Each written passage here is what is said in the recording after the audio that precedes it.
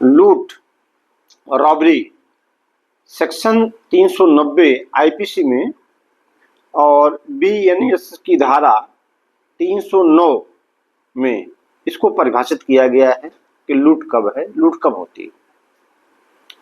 सब प्रकार की लूट में या तो चोरी है या उद्यापन। चोरी लूट कब है? चोरी लूट तब है यदि चोरी करने के लिए या चोरी का प्रयत्न करने के लिए या चोरी की गई संपत्ति को, अब जो संपत्ति चोरी कर अवरुद्ध की गई है उसको ले जाने के लिए या ले जाने के लिए प्रयत्न करने के लिए वह अपराधी उस व्यक्ति की जिसकी संपत्ति है या जो उसको अवरोध करता है उसको सदोष उपहत कारित करता है या मृत्यु कारित, सदोष उपहत या मृत्यु करने का भय डाल के जो ऐसा मतलब हिंसा करता है, प्रयत्न करता है, तो वह जो है लूट।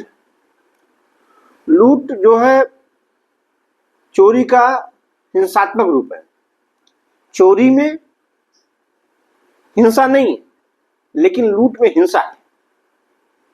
जब उपहत कर दिया जाता है, चोट पहुंचाया जाता है या चोट का प्रयत्न किया जाता है या उसको भय में डाल के किया जाता है, तो वहां जो है लूट होती है, उसको हम लूट कहते हैं।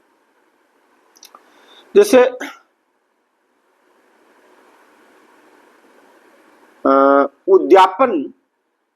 उद्यापन मतलब किसी को भय में डालने के लिए, किसी को भय में डाल के भय कारित कर दिया जाता है और उससे संपत्ति प्राप्त कर लिया जाता है, तो उसको उद्यापन कहते हैं। तो लूट में चोरी या तो चोरी होती है या तो उद्यापन, दोनों में से कोई हो और लूट में हिंसात्मक प्रवृत्ति आ जाए तो वह लूट होती है। जैसे क ने खा के जेब से बेईमानी पूर्वक उसके सम्मत के बिना पैसा और आभूषण ले लेता है, तो यहां क ने लूट कार्य किया। एक राजमार्ग पे, हाईवे पे क ने खा को पिस्तौल दिखाकर उसके जेवर और पैसों उसको अपराध कर लिया, उससे ले लिया बेईमानी पूर्वक। तो यहां क ने लूट किया। क ने खाका से जो ग है धमकी देता है, यदि खा जो है का को पैसा रुपया नहीं देगा, रुपये से भरी हुई थैली नहीं देगा, खा यदि खा को धमकी देता है कि यदि उसको भय दिखाता है, यदि खा रुपए की थैली का को नहीं दे दिया तो जो ग खा का शिशु है उसको जो है सारोध उसको अवरोध में रखेगा या उसका अपहरण कर लेगा। तो यहां जो है ये उद्यापन के तहत। हाँ, चोरी लूट तब होती है जब इसका हिंसात्मक रूप हो जाता है, जबरदस्ती होता है। चोरी में जबरदस्ती नहीं होती, उसके सम्मत के बिना, उसके जानकारी के अभाव में हटा जाता है संपत्ति, जंगम संपत्ति, चल संपत्ति। लेकिन लूट में जबरदस्ती होता है, जबरन उससे लिए सामान लिया जाता है, उसका आभूषण, पैसा या जो भी हो ले जाता है। खा को कहता है कि वह जो है एक वचन पत्र हमको लिख दे, अन्यथा वह जो खाक का शिशु ग है उसकी हत्या कर देगा और वही उससे जो है बंध पत्र लिखा लेता है, वचन पत्र लिखा लेता है। तो यह उद्यापन के अंतर्गत हुआ बंध पत्र। लेकिन लूट है का खा को कहता है कि यह वचन पत्र या इस चेक पर साइन कर दो ताकि रुपया अभिप्राप्त कर लें हम, नहीं तो वो जो उसके साथ खाक का शिशु ग है उसकी हत्या कर देगा। क्या जो है चेक पर यह बंध पत्र लिख कर दे देता। यहां का ने लूट किया। अब लूट में भारतीय दंड संहिता की धारा 392 लूट के लिए दंड है। इसमें 10 साल कारावास का दंड है और यदि लूट 10 साल का कारावास और जुर्माना भी है यदि लूट सूर्योदय और सूर्यास्त के बीच में किया जाए, यानी सूर्योदय हो जाए और सूर्यास्त न हुआ रहे, इस बीच में लूट होती है तो उसकी सजा जो है 14 साल की। अब लूट करने का यदि कोई प्रयत्न करता है, ये तो आईपीसी की धारा 393 में यदि प्रयत्न करता है लूट करने का तो उसकी सजा 7 साल की।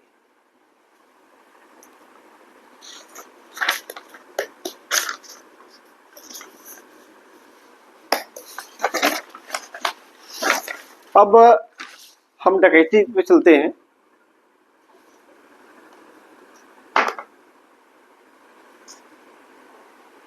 डकैती भारतीय दंड संहिता की धारा 391 में और अब बीएनएसएस की धारा 310 में इसको परिभाषित किया गया कि डकैती क्या है। डकैती लूट का उग्र रूप है। जब 5 या 5 से अधिक व्यक्ति लूट करते हैं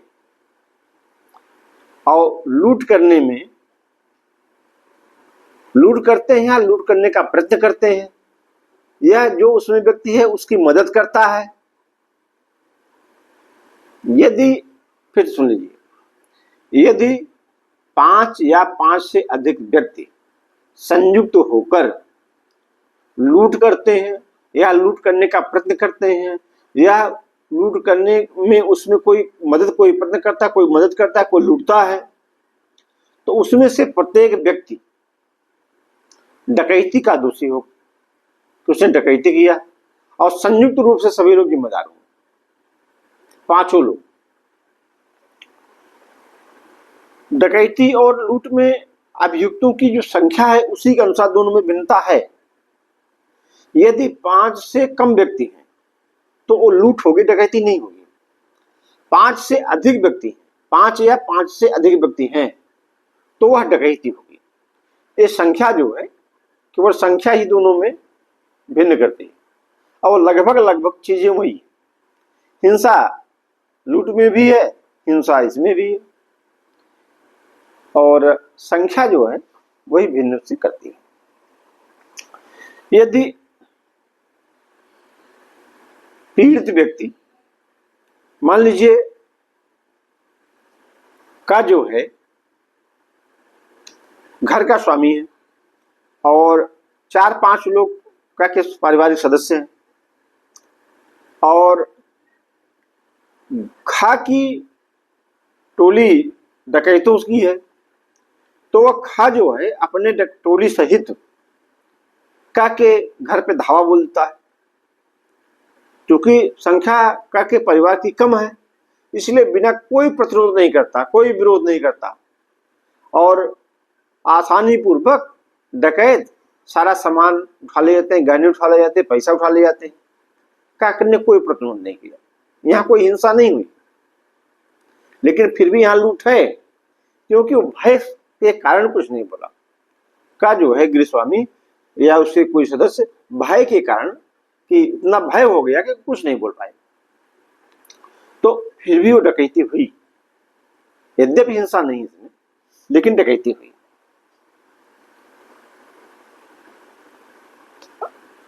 कुछ एक केस में डकैतों के डर से गृहस्वामी घर छोड़कर भाग गए, सब लोग, परिवार लोग, और डकैत जाके धावा बोल दिए उसके घर पे और सब सामान लूट ले गए। फिर भी यहाँ हिंसा नहीं हुई, लेकिन डकैती है। ये डकैती भय का स्वरूप हो या विरोध हो, हिंसा हो, मृत्यु या उपहत्या कार्य करना, घोर उपहत्या कार्य करने का, ऐसा कोई हो, डर दिखा के उससे जबरदस्ती कोई चीज छीना जाता है, कोई चीज लिया जाता है, अब संख्या 5 से अधिक है, 5 या 5 से अधिक है, तो वह डकैती का रूप है। और इस डकैती में आजीवन कारावास, ये आजीवन कारावास अथवा 10 साल के कारावास और जुर्माना ये होगा, लेकिन सजा जो है 10 साल से कम नहीं होगी। अब यदि डकैती करने की तैयारी करता है आदमी,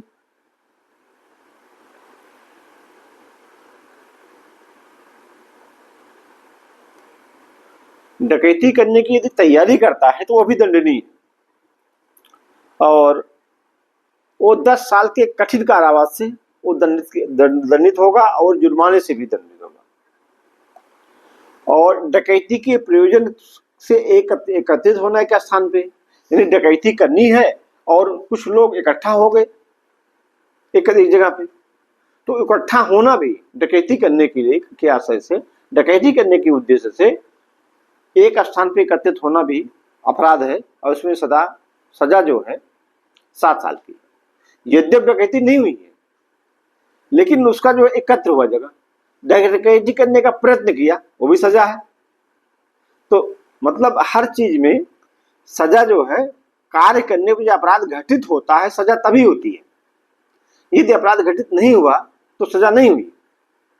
यदि का जो है खा को मारने के लिए सोचता है और एक जगह पे घटित होता है, लेकिन हत्या नहीं करता है, तो कोई अपराध नहीं है, क्योंकि घटना तो घटित नहीं हुई। लेकिन डकैती में ऐसा है, यदि अपराध किया जाता है तो भी सजा, अधिकतम सजा है, और सजा करने की डकैती करने की तैयारी किया जाता है तो भी सजा है, डकैती करने का प्रयत्न किया जाता है तो भी सजा है, और डकैती करने के लिए एक स्थान पर एकत्रित हुआ जाता है तो भी सजा है। सजा जो है इस अनुसार सब बांट दी गई, अलग अलग है। अब हम देखते हैं कि चोरी, लूट, डकैती, इसमें सब अंतर क्या है? लगभग लगभग दिखती वैसे है, लेकिन सब में अंतर है। चोरी जो है किसी व्यक्ति की जानकारी भी नहीं होती तो भी चोरी हो जाती है, और उसकी सम्मति के बिना बेईमानीपूर्वक हटाया गया सामान चोरी करने के आशय से, तो ये चोरी हुई।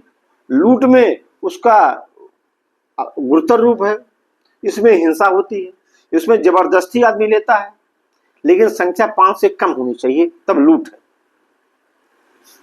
लूट में एक आदमी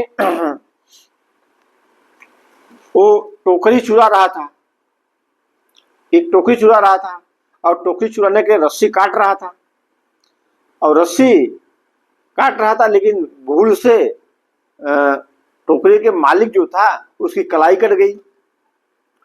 यद्यपि वहां हिंसा तो हुई, लेकिन उसने चोरी नहीं किया, तो उसने लूट नहीं किया, चोरी किया, उसको चोरी के लिए दंडित किया गया, लूट के लिए नहीं।